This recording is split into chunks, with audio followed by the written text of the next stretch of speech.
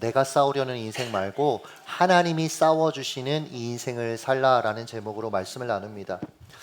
흔히들 이 인생은 산 넘어 산이다라는 말을 하곤 합니다. 저는 저 문구가 되게 마음에 와닿더라고요. 산이 하나 더 있네. 이 산만 넘으면 8차선 고속도로가 펼쳐질 줄 알았는데, 그래서 온 힘을 다해 그 산을 넘었는데 또 다른 산이 기다리고 있는 거예요. 다리에 힘이 풀리고 더는 이 산을 넘을 엄두가 안 날 때가 여러분 있지 않습니까? 야곱이 지금 이 심정을 절절히 느끼고 있다라고 생각하시면 됩니다. 며칠 전 그는 20년간 불편한 관계를 이어온 라반과 극적 화해를 했습니다. 그 과정에 하나님의 개입이 있었고 덕분에 마음에 큰 부담 하나를 이제 내려놓은 거죠. 던 거예요. 기뻤겠죠. 근데 그 기쁨도 잠시예요. 형 에서의 분노라는 더 큰 산이 그를 기다리고 있다는 것을 이제 자각하게 됩니다. 이 산을 대신 20년 전에 엄마가 감당해 줬거든요. 근데 그 엄마조차 이제 죽고 세상에 없어요. 자신이 직접 이 큰 산 형을 마주해야 될 상황이 된 겁니다. 가는 내내 야곱은 두려웠을 것입니다.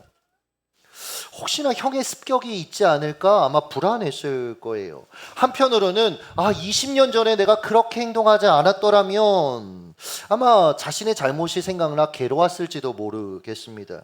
근데 여러분, 이게 인생이더라고요.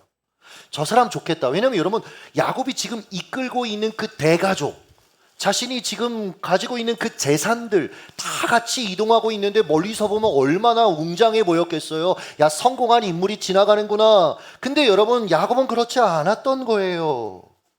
우리가 누군가를 보면 야, 저 사람 좋겠다. 성공해서. 저 사람 잘 돼서 좋겠다. 뭐 자녀들도 잘 되지. 무슨 걱정이 있겠어 싶어도 누구나 남몰래 감수하고 감당하는 어려움이 있더라고요. 제 동기들이 저만 보면 짠 것처럼 꼭 통화하다가 마지막에 하는 말이 있습니다. 야, 동영아, 부럽다. 우리는 이제 시작인데 너는 이제 열매를 거두고 있잖아. 그때마다 속으로 이런 생각이 들어요. 야, 네가 와서 목회해 볼래? 이렇게 말하고 싶어요.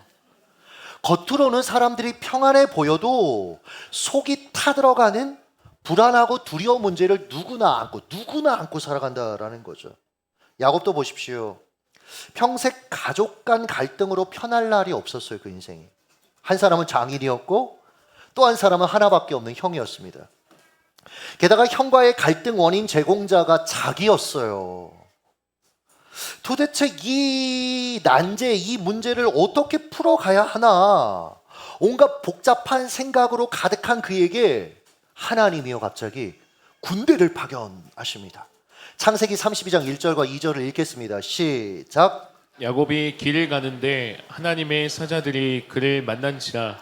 야곱이 그들을 볼 때에 이르기를 이는 하나님의 군대라 하고 그 땅 이름을 마하나임이라 하였더라. 아멘. 야곱이 보니까 군대라고 표현해야 될 정도의 대규모 천사 병력이 자기 앞에 도열해 있는 거예요. 이게 여러분이 본 실제라고 생각해 보세요. 여러분의 경험이라고.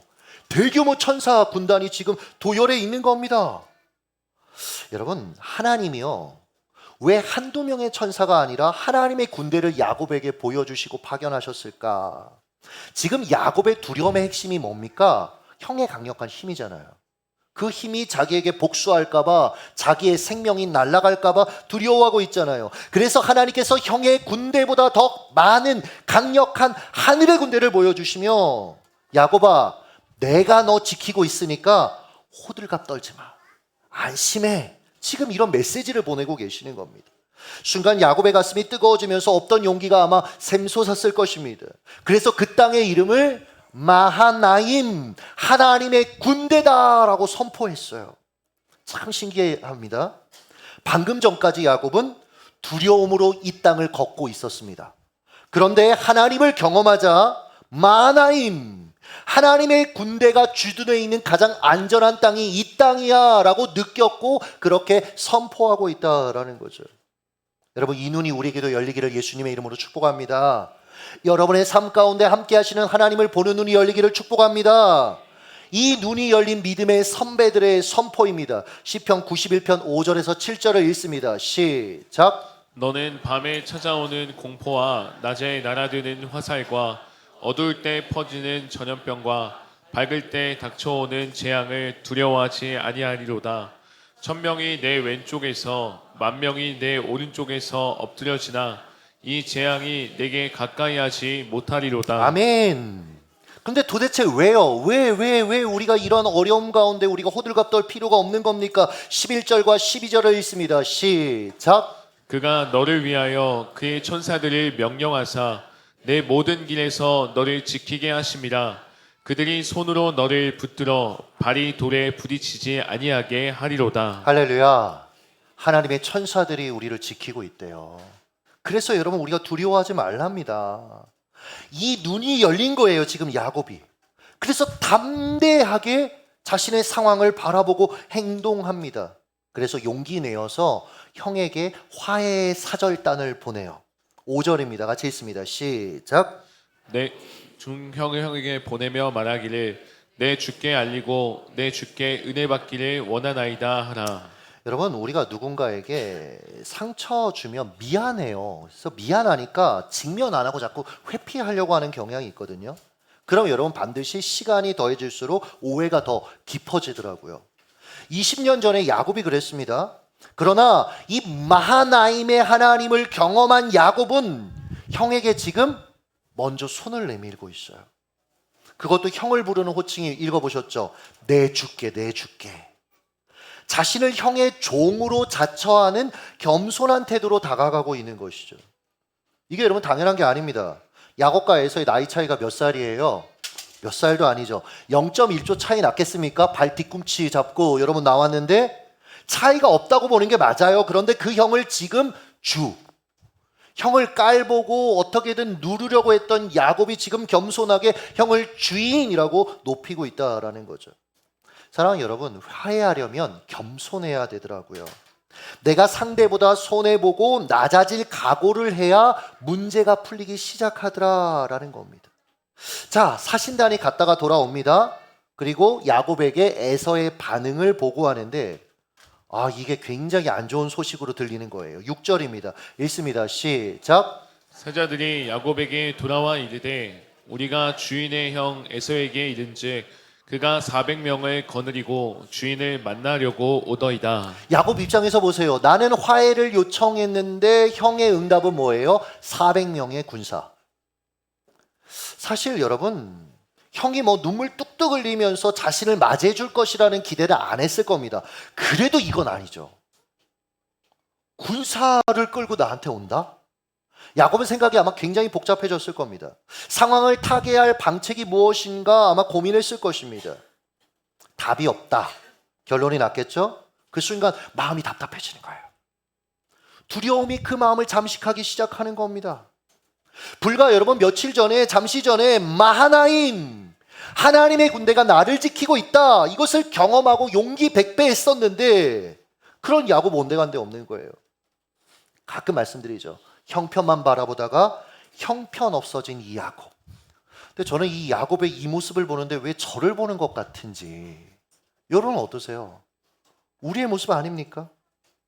다급해진 야곱이 뭐라도 해야겠다 싶었는지 재산과 가족을 갑자기 둘로 나누라고 합니다. 이런 거죠. 형이 한쪽을 공격하면 다른 한쪽을 이끌고 도망갈 생각을 했던 거예요. 여러분 보십시오. 아직 일어나지도 않은 일입니다. 누군가로부터 그저 전해 들은 정보, 물론 두려운 정보일 수는 있지만 그 정보를 마음 가운데 수용한 거예요. 그 두려움이 마음을 빼앗은 겁니다. 그러니 더는 하나님께서 나를 보호하신다, 이게 확신이 안 되는 거예요. 그래서 어떻게 합니까? 다시 자기 힘, 자기 방법, 의지한 채 어려움을 극복해 보려고 또 관성적으로 움직이는 거예요. 여러분, 사람이 다급해지면 잠자고 있던 그 본성과 성품이 다시 활개를 치게 되더라고요. 그러니까 구정물 같습니다. 구정물. 겉으로 보기에 맑은 물이에요. 근데 여러분 꽝 차면 어때요? 온갖 찌꺼기가 다 위로 올라오는 겁니다. 겉으로 보기에는 우리 인생이 은혜도 받고 이제 좀 믿음의 사람이 된 것 같아요. 근데 예상 밖의 어려움을 만나는 겁니다. 그러면 가라앉았던 내 안에 있는 과거의 삶의 태도, 방식이 막 올라오기 시작하는 거예요. 함부로 소리 지르고 안절부절 못하고 남 탓하고 환경 탓하고 거짓말하고 좌절하고 외로워하고 그러다 이제 진짜 안 되겠다 싶으면 그래도 크리스찬이니까 뭐예요, 여러분? 기도합니다. 기도. 야곱도 그래요. 11절 같이 한번 읽습니다. 시작. 내가 주께 간구하오니 내 형의 손에서 에서의 손에서 나를 건져내시옵소서. 내가 그를 두려워함은 그가 와서 나와 내 처자들을 칠까 겁이 나기 때문이니이다. 여러분 이건 그냥 일상 기도가 아닙니다. 일상 기도가 이건 목숨을 건 인생 기도입니다. 하나님이 저를 돕지 않으시면 저는 정말 끝장날 겁니다. 하나님. 제 삶은 엉망진창이 되고 만다고요. 그렇게 절박하게 기도하고 있는 겁니다. 이런 거 보면요, 여러분, 기도 안 하는 우리를 목숨 걸고 기도하도록 만드는 에서 같은 존재가 무조건 나쁜 것만 환영은 안 되는데, 그러나 무조건 나쁜 것만은 아닌 것 같을 때가 있어요. 웬만한 어려움으로는 절대 기도하지 않는 우리를 기도하게 만드는 이 에서 우리의 삶의 과정 속에 때로는 필요한 것 같기는 합니다. 자, 기도를 마친 야곱, 정신을 차리고 하나님을 의지하는 쪽으로 행동했을까요? 안 했을까요? 안 해요. 기도해도 안 해요. 이게 인간입니다. 불안하니까 물리한 공세를 펼칩니다. 13절 읽습니다. 시작. 야곱이 거기서 밤을 지내고 그 소유 중에서 형 에서를 위하여 예물을 택하니. 여러분 이런 거죠. 뭐 기도만으로 뭔가 불안한 거예요. 그래서 형의 마음을 누그러뜨리기 위해 총 550마리입니다, 여러분. 550마리의 가축을 5그룹으로 나눠서 시간차를 두고 계속 형한테 보내는 거예요. 이유는 이렇습니다. 20절 읽습니다. 시작. 내가 내 앞에 보내는 예물로 형의 감정을 푼 후에 대면하면 형이 혹시 나를 받아주리라 함이었더라. 아, 이 사람 정말 치밀한 사람이고 똑똑한 사람 맞습니다. 어차피 줄 선물이잖아요. 550마리. 몇 차례 걸쳐 줘도 문제 안 되는 거예요. 그러면서 이제 계속 메시지를 전달하죠. 형 미안해. 형 잘못했어. 한 번만 봐줘. 그 과정에서 형의 마음이 조금 누그러지지 않을까?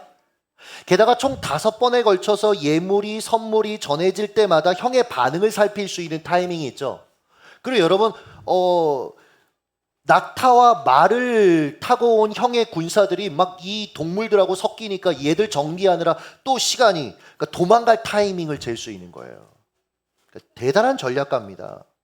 야곱은 여전히 믿음이 아니라 자기 똑똑함으로 살아가는 사람이었다라는 거죠. 하나님이 이런 야곱을 쓰시려면 믿음의 가문, 이 사람을 통해 이스라엘의 12지파를 일으키려면 그의 똑똑함을 깨뜨리셔야 됐다라는 거예요. 그 현장이 여러분 야복강입니다. 가족들과 모든 재산을 에서에게 보낸 후에 우리가 알죠. 야복강에 홀로 남겨진 그 야곱. 성경이요, 홀로 남았더니라고 얘기하는데 이걸 24절을 영어 성경으로 보니까 Jacob was left alone, 홀로 남겨졌다라고 얘기하더라고요. 그러니까 이 상황이 야곱이 연출한 상황 같지만 자기는 자기가 연출한 거예요. 그러나 하나님 편에서 보면 이건 섭리였던 겁니다. 하나님이 약속의 땅의 경계에서 야곱과 만나시기 위해, 그를 바꾸시기 위해 그를 의도적으로 홀로 남게 하셨다라는 거예요. 그러니 혹시 인생의 어떤 과정 속에 여러분 홀로 남겨진 것 같다? 여러분 그런 상황을 마주하더라도 절망하지 마세요. 하나님이 홀로 여러분을 만나시고 여러분을 하나님의 사람으로 다루시려는 은혜의 시간이 펼쳐질 것입니다. 자, 누군가 야곱의 목덜미를 갑자기 움켜잡아서 바닥에 내동댕이 치는 거예요. 여기 24절 보면 씨름하다, 히브리어 아바크가 뭐냐면 온몸에 먼지를 뒤집었을 정도로 거칠게 끝까지 싸우다, 이런 의미를 갖고 있습니다. 그러니까 정체불명의 사람이 자기한테 싸움을 걸어요. 우리 야곱 가만히 안 있잖아요. 생존하기 위해서 자기도 방어 자세를 취합니다. 그러다 이제 공격하기 시작하는 거예요. 이게 성경을 보면 밤이 새도록 싸웠다라고 이야기합니다. 그러니까 얼마나 치열하게 싸웠겠어요. 아마 온 몸이 여러분 진흙투성이 땀 범벅이 됐을 것입니다. 이 싸움꾼의 정체가 누구예요? 성경은 하나님이라고 얘기해요. 하나님. 싸움을 거시는 하나님 되게 낯설잖아요. 근데요 여러분, 하나님이요 때로는 우리에게 찾아오실 때 참 우리의 성향대로 일하세요. 평생 싸움꾼이었잖아요. 남의 거 뺏는. 그러니까 하나님이 싸움꾼으로 그를 찾아오신 겁니다. 자, 하나님이 밤새 그 한 싸움을 이제 끝내려고 하세요. 근데 야곱이 끝낼 마음이 없어요. 끝까지 필사적입니다. 어떻게 하셨죠? 하나님이 야곱의 엉덩이 뼈를 여러분 치십니다.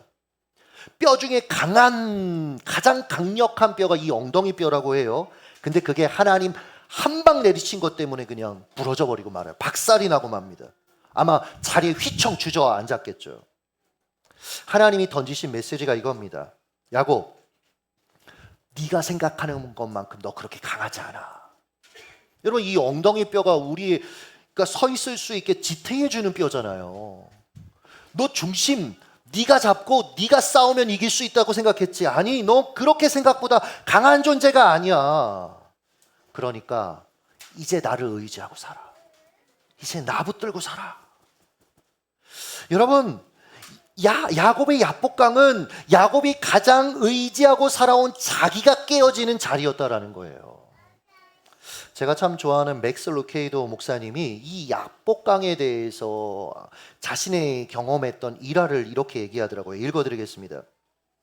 내가 50살 무렵이던 20여 년 전, 보통 사람들 눈에는 내가 세계 최고로 보였을 것이다. 매주 새 신자가 늘어나서 새로 지은 교회 성전이 미어터졌다.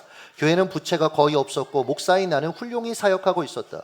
실제로 우리 교회는 샌 안토니오 관광 명소 목록에 이름을 올렸다. 여행사에서, 이거 신기하더라고요, 관광객을 버스에 태워 보내 예배에 참여하도록 했다. 당시 루케이도 목사님은요, 리더스 다이제스트에서 미국 최고의 설교자로 지명되었습니다. 요 시기쯤. 그리고 읽어드릴게요. 모든 일이 원활하게 돌아가고 있었다. 나는 설교를 책으로 냈고 출판사에서는 그 책들을 대형 행사로 기획했다. 정말 멋졌다. 하지만 그 순간이 내가 가장 엉망진창이었다는 건 아무도 몰랐다. 그러니까 이런 거죠. 교회가 단숨에 커지면서 직원들이 과도한 업무량에 이제 시달려야 됐던 거예요. 각 부서가 서로 장소 예산을 가지고 막 싸우기 시작하는 겁니다. 왜냐면 계속 사람들이 몰려오니까 서로 우리가 필요해. 그러면 싸웠던 거예요. 교육자들이 서로 경쟁하기 시작합니다. 실제로 몇몇 소중한 직원들은 사표를 제출했다고 해요. 그가 이렇게 고백합니다. 담임 목사였던 까닭에 상황 정리는 오롯이 내 몫이었다. 하지만 교회 내부의 문제를 고민할 시간이 어디 있겠는가. 나는 설교를 준비해야 했다. 주일의 문제점은 그것이 매주 돌아온다는 것이었다. 되게 공감되더라고요. 게다가 다양한 교회 사역 사방에서 마감일이 다가오고 있었다. 생각하고 기도하고 공부할 시간이 필요했다. 더군다나 건강도 나빠졌다. 심장에 문제가 생겼다고 그러더라고요. 직원들은 내가 필요했다. 강단은 나를 원했다. 출판사는 내게 의존하고 있었다. 온 세계가 나를 바라보고 있었다. 그래서 나는 자연스레 술을 마시기 시작했다. 이게 좀 이상하죠? 물론 아무도 보지 않는 곳에서 마셨다. 차에 앉아 종이봉투에서 맥주캔을 꺼낸 다음 그날의 날카롭고 힘든 일들이 무뎌질 때까지 그 액체를 마구 들이켰다. 이 지점에서 마음이 이렇게 멈추더라고요. 여러분도 그럴 때 있지 않아요? 그 하루의 그 스트레스, 그 무거움들, 이게 집에 와도 그 여운이 남아있는 거예요. 이것이 바로 국민 목사가 미쳐 돌아가는 자신의 세상에 대처하는 방법이었다. 나중에 깨달았지만 나의 야복강은 주차장이었다. 하나님은 내 엉덩이를 치시지는 않았지만 내 마음에 이렇게 말씀하셨다. 정말이냐 맥스? 모든 일이 완벽하고 잘 통제되고 있다면서 왜 주차장에서 숨어 누런 종이봉투에 숨겨온 맥주를 훌쩍이고 있는 거야? 그는 그날 그 야복강에서 하나님께 항복했어요. 그리고 돌아오는 주일날 실제로 자신의 문제, 자신의 위선을 성도들에게 고백합니다. 장로님들에게 고백합니다. 근데 참 이 루케이도 목사님이 감사했던 게 이 장로님들이 기도로 목사님을 끌어안았고 그 예배 후에 그 주에 성도들 중에 한 10여 명이 찾아와서 자신도 지금 같은 상황이니까 라고 하면서 상담을 요청했다라고 해요. 그는 이렇게 말했습니다. 누군가 국민 목사라는 별명을 언급하면 이런 이미지가 떠오른다. 편의점 주차장에 있는 피곤하고 쓸쓸한 목사의 이미지 말이다. 야복, 그곳은 하나님이 당신으로 하여금 당신 자신 그리고 당신이 싫어하는 것을 직면하게 하시는 곳이다. 제가 한마디 여기에 덧붙였어요. 야복, 그곳은 자기가 깨어지는 자리다. 자, 자신을 떠나려는 이 하나님을 야곱이 필사적으로 붙들기 시작합니다. 호세아 선지자가 이렇게 얘기했어요. 그가 하나님께 울며 간구했다. 이런 거죠. 하나님, 맞습니다. 저는 하나님의 은혜 없이는 살 수 없는 그런 존재입니다. 그러자 하나님이 뜬금없이 반응하시죠. 그의 이름을 물으십니다. 창세기 32장 27절 읽습니다. 시작. 그 사람이 그에게 이르되 내 이름이 무엇이냐? 그가 이르되 야곱이니이다. 여러분, 이럴 때 질문해 보셔야 돼요. 왜 이름을 물었을까요? 왜 하나님이 생뚱맞게 야곱의 이름을 물으셨을까요? 이름을 모르는 게 아닌데. 이런 겁니다. 자기 인식을 돕는 질문을 하신 거예요. 사람이요, 자신을 객관적으로 안다라고 착각하지만 사실은 자기가 자기를 제일 모릅니다. 자기에게 눈을 감고 살아요. 늘 말씀드리잖아요. 여러분, 죄성의 핵심이 무엇입니까? 여러분, 자기 몰입이에요. 자기 과몰입. 자기 몰라요. 사실은 옆에 사람들이 나를 어떻게 보고 있는지 알아야 됩니다. 하나님이 나를 어떻게 보고 계신지 알아야 돼요. 그러면서 자기를 건강하게 새롭게 인식하는 과정이 필요한데, 이게 안 되면 늘 자기 연민에 빠지는 겁니다. 나는 늘 억울하대요. 나는 늘 피해자래요. 나는 늘 너무 힘들대요. 여러분, 이런 우리를 향해서 하나님이 찾아오시는 겁니다. 그리고 물으시는 거예요. 네 이름이 무엇이니? 아마 야곱은 꽤 긴 시간 고민했을 것입니다. 고통스러워했을 것입니다. 목이 메어서 자기 이름이 야곱이라고 이 말하는 것조차 아마 쉽지 않았을 거예요. 네 이름 뭐야? 야곱이요. 자기 이름을 말하는 순간 자기가 살아온 지난 날을 인정하는 꼴이 되기 때문에 아마 쉽지 않았을 것입니다. 야곱이라고 얘기하는 순간 이렇게 얘기하는 거죠. 하나님, 저는 뒤통수치기의 달인입니다. 저는 1등 못하면 견디지 못하는 사람입니다. 그래서 수단과 방법을 가리지 않고 누군가의 것을 빼앗으며 하나님, 저는 살았습니다. 네, 바로 제가 그런 인간인 야곱입니다. 그러자 하나님의 은혜가 임합니다. 훈계하시는 게 아니라 그의 이름을 바꿔주세요. 창세기 32장 28절 읽습니다. 시작. 그가 이르되 내 이름을 다시는 야곱이라 부를 것이 아니요 이스라엘이라 부를 것이니 이는 내가 하나님과 및 사람들과 겨루어 이겼음이니라. 이스라엘 뜻이 무엇이라고요? 하나님이 싸우신다. 하나님이 싸우신다. 내가 지금까지 내 힘과 내 방법으로 싸웠던 그런 인생 이제 아니라 하나님이 싸우시는 인생, 하나님의 방법으로 싸우는 인생, 하나님이 인도하시는 것을 누리는 인생을 이제는 살아라. 하나님께서 그의 이름을 바꿔주신 거예요. 이후에 야곱은 사람들을 만날 때마다 자기 이름을 소개할 때 이 사실을 되새겨야 했을 거예요. 안녕하세요. 제 이름은 이스라엘. 하나님이 싸우신다입니다. 이후에 보면 성경이 야곱이 평생 다리를 절었다라고 얘기를 해요. 그 싸움의 결과로. 그러나 과거처럼 자기의 힘과 방법으로 기민하게 일 처리는 못했지만 이스라엘, 이제 하나님이 친히 싸워주시는 삶, 그저 믿음으로 순종하는 그 삶을 그가 누리게 되었다라는 것을 우리는 기억해야 된다라는 거죠. 말씀을 맺도록 하겠습니다. 최근에 요 며칠 교육자들이 이렇게 작게 실수하는 거에 제가 되게 예민하게 반응하는 거예요. 제가 말씀드렸죠. 그 묵상을 통해서 제가 좀 상태가 안 좋아지면 회의 시간이 길어집니다. 그럼 이제 회의를 마친 사람들은 회의감이 들겠죠. 사실 이걸 알고 있어요. 그런데도 그때마다 그렇게 행동하는 이걸 최근에 다시 발견하게 됐어요.